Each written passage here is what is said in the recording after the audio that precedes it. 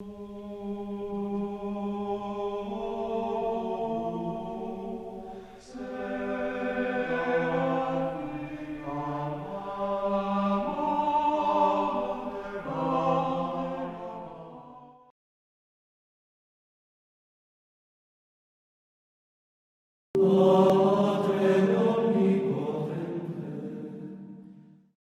amigos do canal Regina Fidei, meu nome é Odair Gutierrez e esse é o nosso programa Padre Pio. Você sabia que o Padre Pio negava absolvição para algo em torno de 30% das pessoas que iam se confessasse com ele? É impressionante, é super radical, né? Principalmente para os dias de hoje. É sobre esse tema que nós vamos falar no nosso programa de hoje. Só que eu gostaria de, antes de mais nada, pedir que vocês compartilhassem, que vocês curtissem, que vocês dessem o like. Cada país tem um nome, essa mãozinha aí. E inscrevam-se no canal para que seu nome seja, e acione o sininho para que seu nome seja inscrito na Santa Missa de Súplicas ao Padre Pio, que são rezadas todas as quintas-feiras. E então, na próxima quinta-feira, o seu nome e os seus pedidos estarão lá, caso você se inscreva aqui no nosso canal. Bom, todo mundo já ouviu falar de como o Padre Pio passava horas e horas e horas e horas no confessionário, né? Era uma coisa impressionante. Ele era uma espécie de apóstolo do perdão, apóstolo de limpar as almas, um apóstolo contínuo. Ele queria salvar, mas ele era muito sério na hora da confissão. Aqui tem um fato impressionante do livro que eu já citei várias vezes, do Olívio Cesca, O Santo do Terceiro Milênio, e que ele conta que uma ocasião, enquanto observava a fila das mulheres que pretendiam se confessar com o Padre Pio, Maria Vinovska, jornalista católica, que mais tarde escreveria o livro Il Vero Volto de Padre Pio, quer dizer, a verdadeira imagem, o verdadeiro volto, a verdadeira... Bom, enfim, vocês sabem, eu não sei italiano, vai. Mas a verdadeira imagem do Padre Pio, a verdadeira história do Padre Pio. Ouviu forte a janelinha do confessionário, pá! Aos gritos de vai embora, não tenho tempo para você. Olha lá, o confessionário do Padre Pio de repente sai lá, vai embora, não tenho tempo para você. Padre Pio endereçava estas palavras a uma senhorita loira que se afastava aos prantos. Desconcertada, Vinovska, que estava assistindo, a jornalista que estava assistindo essa cena, procura o frade porteiro da igreja. Padre, como é possível que ele mande embora os penitentes desse jeito? Suas maneiras são rudes demais, né? Puxa vida, ela fez uma pergunta assim, quase como muitos jornalistas de hoje fazem, né? Já vai emitindo opinião e já vai atacando. Bom, parece que isso aí é velho. Bom, o frade porteiro então explica. É o seguinte, o Padre Pio lê as consciências e manda embora as pessoas mal preparadas. E se elas não voltarem mais? Perguntou a jornalista. Não se preocupe, não as mandaria embora se não soubesse que voltarão depois. Para lavar um coração é necessária uma chuva de lágrimas. Um bom médico não hesita em usar o bisturi. Claro, tem que cortar, tem que tirar o mal pela raiz, tem que usar o bisturi. Isso dói, né? O Padre Pio também, para arrancar pecados, e às vezes pecados enraizados numa alma, tinha que usar o bisturi da fé, o bisturi da intransigência, né? Para converter as pessoas. Então, o padre diz isso aí, um bom médico não hesita em usar o bisturi. Aí a Vinovska diz assim, então esta moça, ela foi interrompida, o frade diz, fique tranquila, ela talvez tenha vindo movida pela curiosidade como muitas delas acontecem assim. Padre Pio o sente, ele percebe.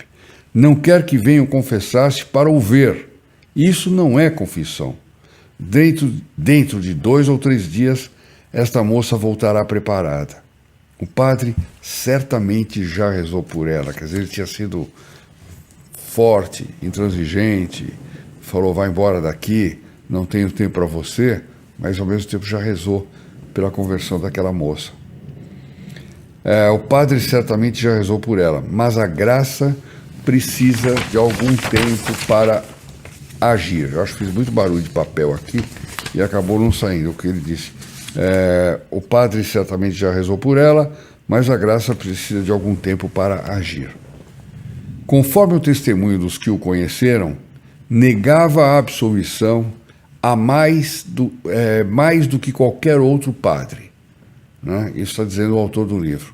Pelo menos 30% dos penitentes, segundo o biógrafo Nelo Castelo, eram mandados embora sem absolvição. Que coisa tremenda, hein? Que coisa tremenda. Mas hoje que a absolvição é tão comum, às vezes para as piores coisas, para pessoas que não estão arrependidas, que não estão dispostas a não cometer mais aquele pecado.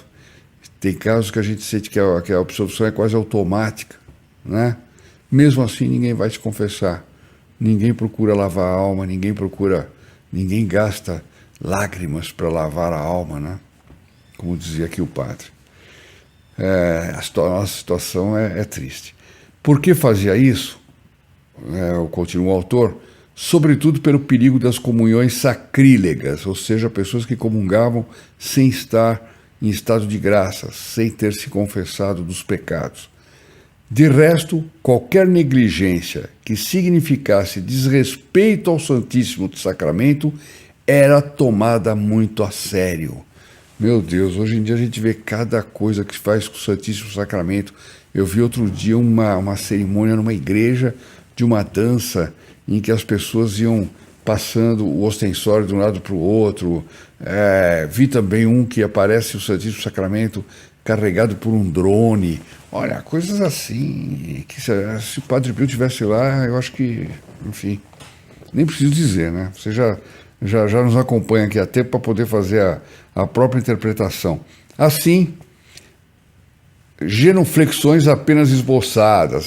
Isso é aquele camarada que passa eu não vou imitar aqui, mas ele passa diante do Santíssimo, dá uma ameaçada de que vai ajoelhar, mas não ajoelha coisa nenhuma, né? É apenas dobrar um joelho, caramba. Bom, tudo bem que o sujeito pode estar doente, está com uma artrose, está com uma prótese, sei lá o quê, mas tenta fazer algo, tenta pelo menos uma inclinação séria, né? Então, isso aí outra coisa que ele não gostava, conversas na igreja. Meu Deus! O que mais tem hoje é conversa na igreja. Vocês concordam comigo ou não? Em algumas igrejas você ainda percebe um ambiente de piedade, mas na maior parte, antes da missa é uma feira, está todo mundo lá batendo papo, conversando, ninguém está preparado para a missa ou para nada. Bom, se for casamento, então salve-se quem puder, a festa já começa dentro da igreja, né?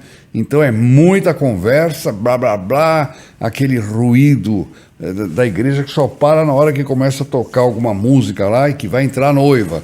E ainda assim, quando entra a noiva, também fofocagem à vontade. Imagina, isso tudo feito diante do Santíssimo Sacramento, né? De resto, qualquer negligência que significasse... bom, eu já li essa parte. Quer dizer, qualquer negligência ele tomava muito a sério. Então, genuflexões apenas esboçadas, conversa na igreja, visitas rápidas a imagens dos santos, com esquecimento do rei, que é o Santíssimo Sacramento, postura desrespeitosa diante do sacrário, eram a seus olhos faltas sérias. Por exemplo, quando o Santíssimo está exposto, a pessoa quando passa diante do Santíssimo tem que fazer a genuflexão com os 2 joelhos e fazer uma vênia. Tem gente que passa andando, está olhando ali, é museu, está no museu, né? Turista faz isso mesmo, mas católico fazer isso, pelo amor de Deus, né?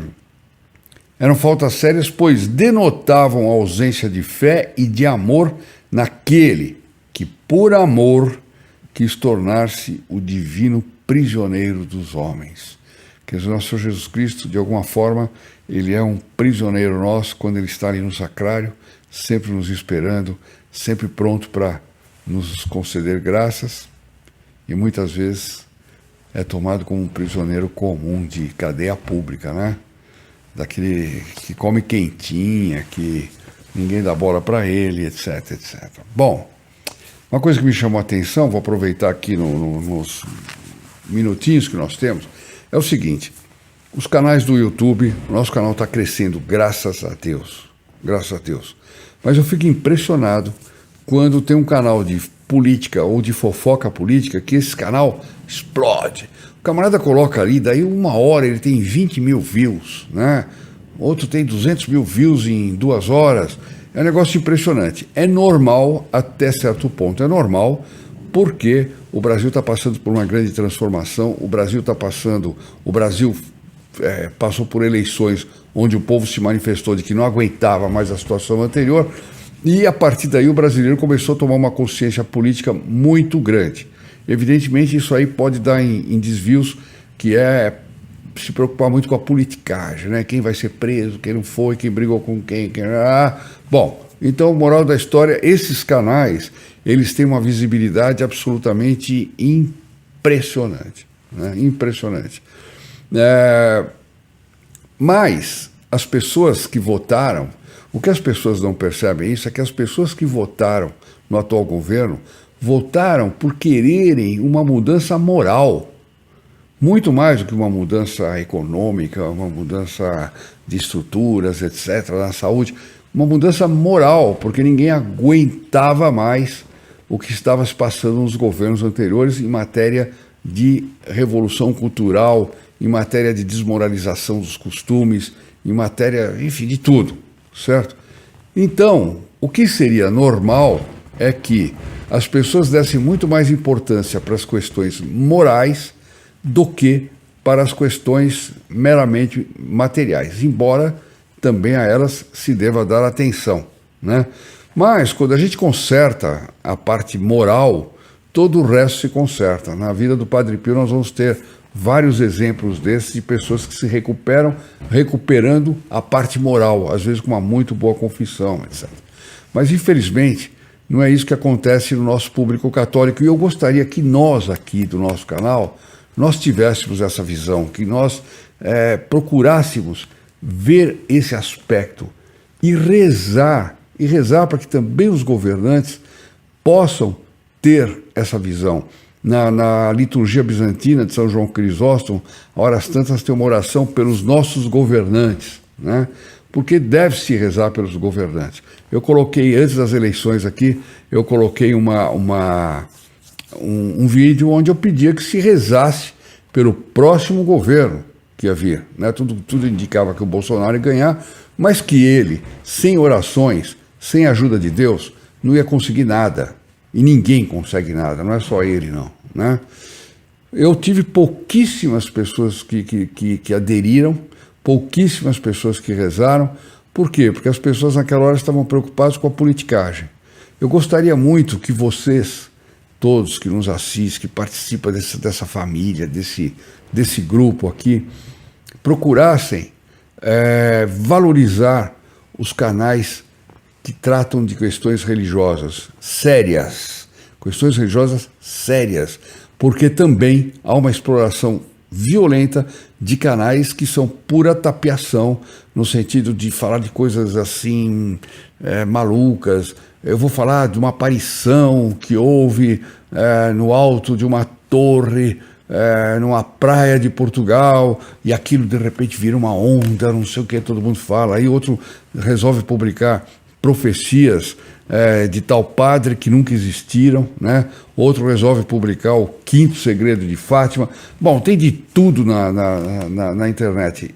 Os canais religiosos, tem canais religiosos sérios, procurem se concentrar neles, né? O nosso canal aqui procura sempre essa fidelidade à doutrina católica, Se alguma coisa eu disser aqui que não corresponde à doutrina católica, eu imediatamente renuncio àquilo que eu tiver dito e está acabado. A minha adesão é à Igreja, à Santa Igreja Católica, aos ensinamentos do magistério infalível da Santa Igreja Católica.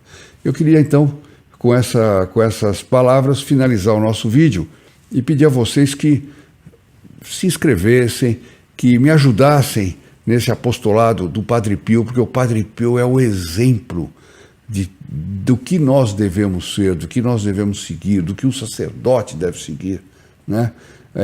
A vida do Padre Pio é toda cheia de exemplos úteis para a nossa vida, para a nossa conduta pessoal. Então eu queria muito que vocês me ajudassem, divulgando o canal, fazendo inscrição, dando likes. Os que quiserem podem participar do grupo aqui, Filhos Protegidos do Padre Pio, que está na descrição do canal, porque esse é um grupo de pessoas que se reúnem para dar uma pequena contribuição, mas essa pequena contribuição ela é totalmente usada para nós divulgarmos o Padre Pio, quer através de publicações, quer através de eventos. Nós vamos ter um evento gigante agora, por ocasião da data do aniversário do nascimento do Padre Pio, em maio, né? Palestras que já estão começando a ser pedidas, livros que nós já estamos produzindo, é um monte de coisas. Tivemos que já fazer uma transferência para uma sede maior, já está em curso isso aí. Nós começamos com uma sedezinha pequena, mas de repente algumas pessoas começam a nos visitar, não tem nem espaço para o camarada sentar, então nós temos que crescer. Então eu gostaria muito de pedir a vocês essa ajuda para que pudéssemos divulgar cada vez mais o Santo Padre Pio, e que os nossos canais de religião sérios explodam de visualizações muito mais do que os de piada, do que os de politicagem e tudo mais. Com a bênção do Padre Pio eu me despeço e até a próxima vez. Ave Maria, cheia de graça, o Senhor é convosco. Bendita sois vós entre as mulheres, e bendito é o fruto do vosso ventre, Jesus. Santa Maria, Mãe de Deus, rogai por nós, pecadores, agora e na hora da nossa morte. Amém. In nome del Padre, del Figliolo e dello Spirito Santo, e così sia. Sia lodato Gesù e Maria, e buonanotte a tutti.